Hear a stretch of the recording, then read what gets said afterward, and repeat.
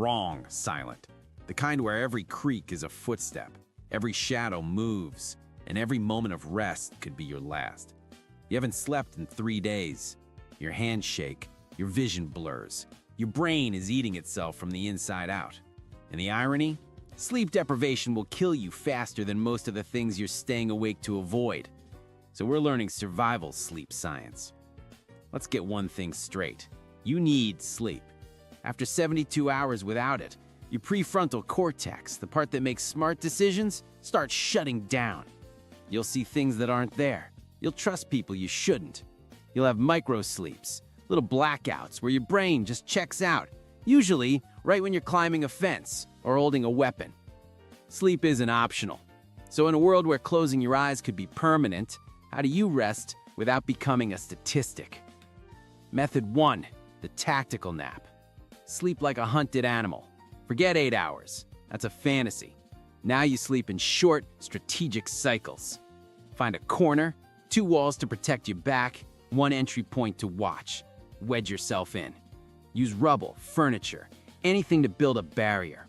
You're not building a fortress. You're buying time, a few seconds of noise before something reaches you. Now, set a timer, 20 minutes. That's it. Enough for light REM sleep to recharge your brain without dropping you into a deep sleep coma. Use your phone, a wind-up watch, or tie a can of rocks to your finger. Primitive? Sure, but you're still breathing. The science is simple. 20 minutes hits stage 2 sleep. It's like taking out the trash in your skull. You won't feel rested, but you'll feel functional. And functional beats dead every single time. But what if you're not alone?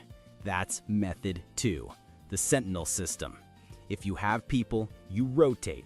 1 sleeps, 1 watches. Divide the night into shifts, 2 hours if things are bad. The person on watch doesn't just sit there. They move, they listen, they check the perimeter. Stay active, or the cold and quiet will shut your brain down too. The sleeper sleeps hard.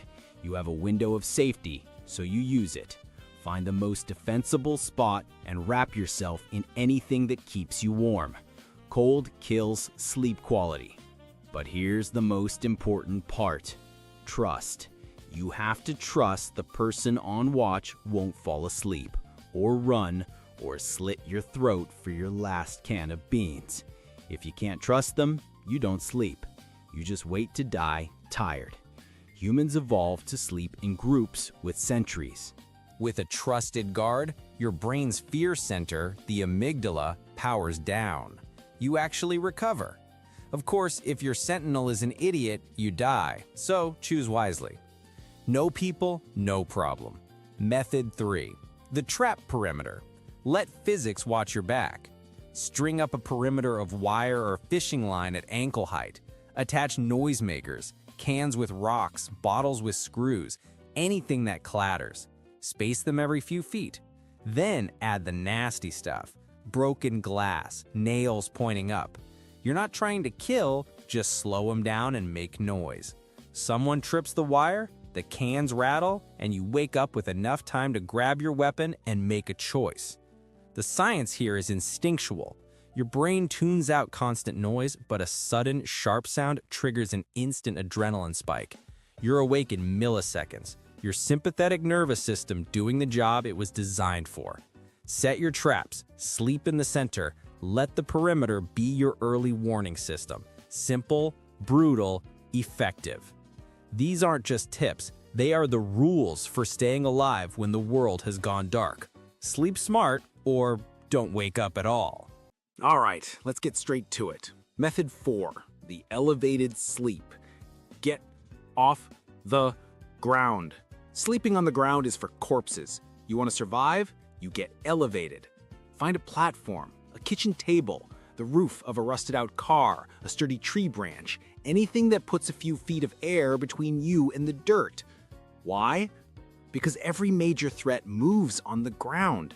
Animals, people, flash floods, swarming insects. The cold itself, that frozen ground will suck the heat right out of your body faster than you can shiver.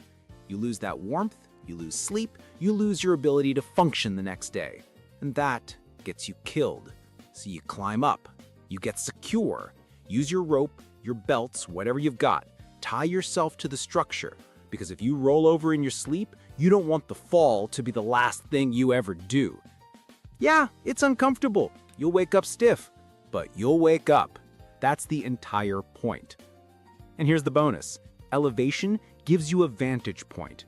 You can see threats coming, you're harder to reach. And psychologically, your brain actually feels safer. That little panic button in your skull, the amygdala, it chills out when you're not at eye level with whatever's crawling through the dark.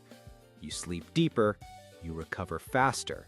You're hacking your own nervous system into feeling safe. Just don't fall. A broken bone out here is a death sentence.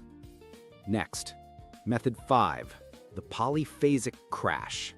Sleep like Da Vinci if Da Vinci was running from cannibals. Forget your 8-hour block of sleep. That's a luxury from a world that doesn't exist anymore. Welcome to polyphasic sleep. Multiple short tactical naps spread across the 24-hour cycle. Here's the plan. You sleep for 20 to 30 minutes every 4 hours. That's 6 naps a day.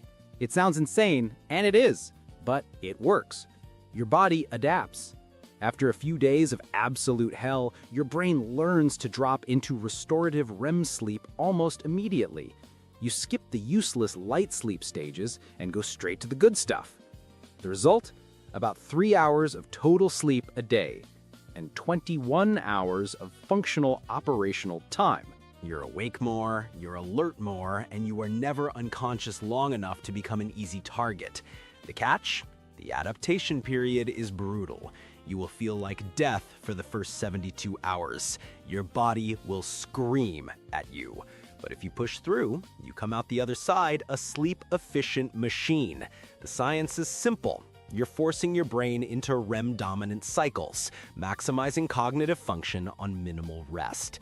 It's not sustainable forever, but for short-term survival, it's a game changer.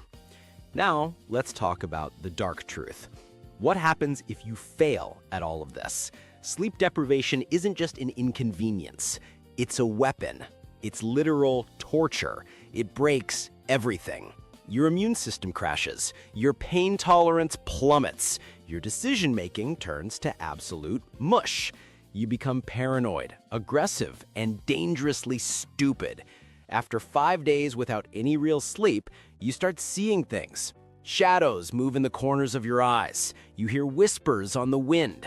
Your brain, desperate for rest, starts dreaming while you're awake. Waking nightmares. You can no longer trust your own senses. And here's the kicker. It can kill you. Your body needs sleep to clear out toxic proteins that build up in your brain. Without it, they accumulate. Your neurons literally drown in their own waste. So let me be clear. Sleep isn't a luxury. It is survival. So here's the final word. You can't outrun sleep. You can't outsmart it. You can only manage it. 20-minute naps in a defended corner. Sentinel rotations with the one person you trust. Elevated positions that keep you off the killing floor. The world ended. The rules changed. But your biology didn't.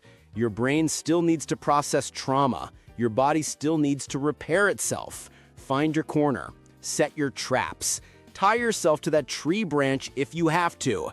Because the only thing more dangerous than the monsters hunting you is the enemy inside your own skull. The one that whispers, just stay awake a little longer. It's lying. Rest. Survive. Repeat. And if you wake up, congratulations, you made it another day. If you don't, well, at least you finally got some sleep. Now go. The sun's setting. You've got about 4 hours